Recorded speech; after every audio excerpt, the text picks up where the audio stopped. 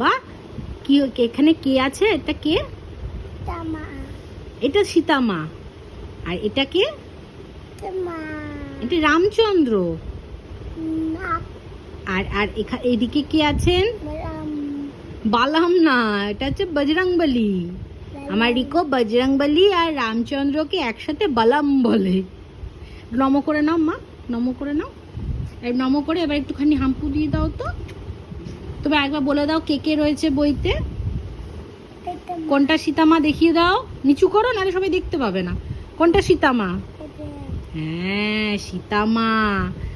আর উনি কে? বলো রামচন্দ্র, শ্রী রামচন্দ্র।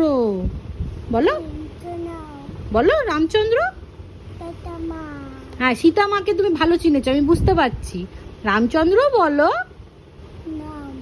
হ্যাঁ, আর এদিকে বজরংবলী। এটা একটু তোমার জন্য টাফ, তুমি এই উচ্চারণটা এখনই পারবে না। বলো বজরংবলী। তুমি বললাম এখনই বলো।